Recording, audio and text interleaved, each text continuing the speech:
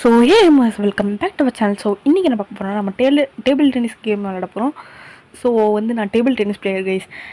நான் table tennis விளையாடின ஒரு கிளிப் இருந்துன்னா சைடில் போடுறேன். அதை கொஞ்சம் பாருங்கள், நல்லாயிருக்கும். நான் டேபிள் டென்னிஸ் கரெக்டாக அந்த கேமரா ஆங்கிளை வச்சு எடுத்தேன். ஆக்சுவலி நான் ரொம்ப கேமரா மேலே எனக்கு ரொம்ப விருப்பம். நான் கேமராவில் ஒரு அழகாக ஒரு ஃபோட்டோ எடுக்கிறதும் சரி, வீடியோ எடுக்கிறதும் சரி, எனக்கு ரொம்ப ரொம்ப பிடிச்ச ஒரு விஷயம். ஸோ அப்புறமா நம்ம இப்போ இந்த கேமுக்குள்ளே போகலாம். இந்த கேமுக்குள்ளே போனோன்னே எனக்கு ரொம்ப விருப்பப்பட்டது என்னடா அது டேபிள் டென்னிஸா, இது எனக்கு ரொம்ப பிடிச்சதாச்சு அப்படின்ட்டு ஆரம்பித்தோடனே அப்படின்ட்டு டவுன்லோட் பண்ணி விளையாட ஆரம்பித்தேன். செம்மையாக இருந்துச்சு. உங்களுக்கும் ஷேர் பண்ணேன். ஃபஸ்ட்டு பாலே நான் 1 அடிச்சிட்ருப்பேன். இப்போது செகண்ட் பால் ஃபஸ்ட் சர்வீஸ் நம்ம கொடுத்துருக்காங்க. ஃபஸ்ட் பாலில் நம்ம சர்வீஸ் கொடுத்துருக்காங்க. சூப்பராக தான். ஐயோ வெளியே போச்சே.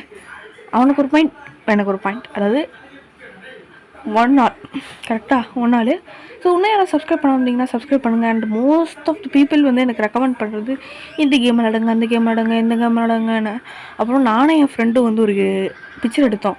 அந்த பிக்சர் நான் உங்களுக்கு சைடில் போடுறேன். பார்த்தீங்கன்னா எப்படி இருக்கா, அது நான் அனிமேட்டட் பண்ணேன்.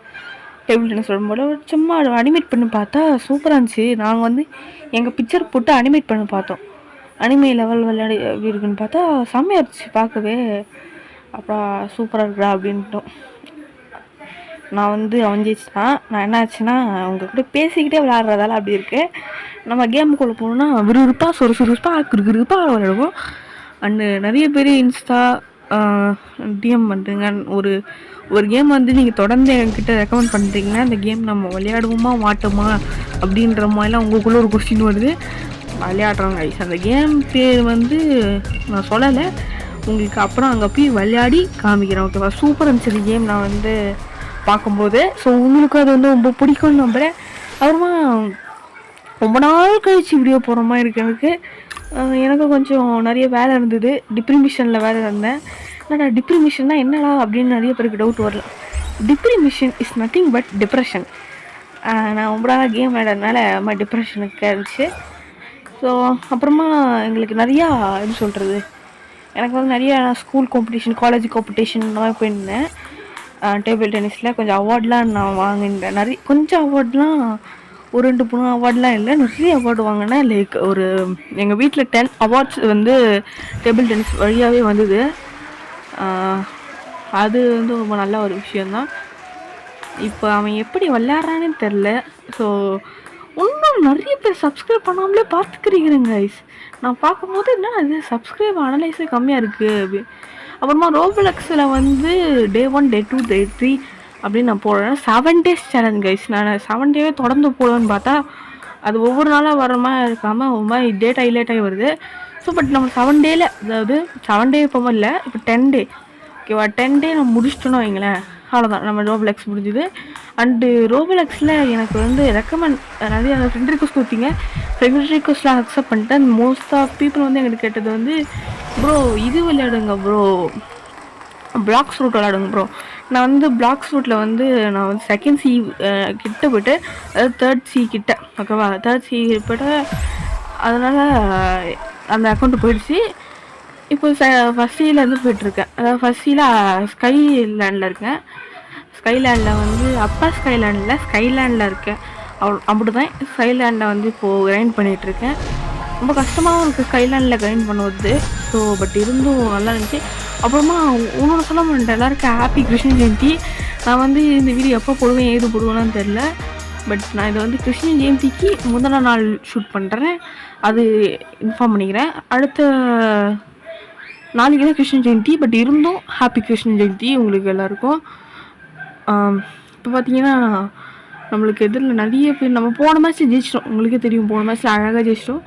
ஸோ நான் இன்னொருக்கும் ஞாபகம் வருது என்னென்னா, என் ஃப்ரெண்ட்ஸோடு சேர்ந்து போயிட்டு டேபிள் டென்னிஸ் விளையாடினோம். அப்புறமா ஒரு பெரிய ஸ்கூல் வந்தது.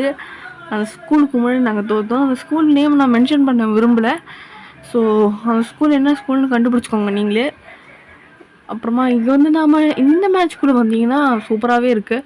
நான் 2 அவன் 1ன்ட்டு. ஸோ அவனை 1லே நிற்க வைப்போம். நம்ம 2 3 4 5 6 அடிப்போம். அம்புட்டுதையும் நம்ம 3. ஸோ இப்போ அவன் சர்வு நம்ம கூட விளையாடுறதெல்லாம் ரியல் பிளேயர் தான். நம்ம வந்து கெஸ்ட் இப்படி வச்சுருக்கோம், அவனும் அதே மாதிரி தான். அவங்க பேர் வைக்கல, நான் வந்து பேர் வச்சிடுவேன் இன்னும் கொஞ்சம் நாளில். ஷேடோ ஸ்ட்ரைக்கர்ஸ் தமிழ் கேமிங்க, ஷேடோ ஸ்ட்ரைக்கர்ஸ் தமிழ் கேமிங் யூடி மட்டுமே. அப்புறமா நிறைய இப்போ வந்து எனக்கு 24 சப்ஸ்கிரைபர்ஸ் இருக்காமா. 24 சப்ஸ்கிரைபர்ஸ் இருக்குது. தேங்க்யூ ஃபார் சப்ஸ்கிரைபிங் தட், ஓகேவா?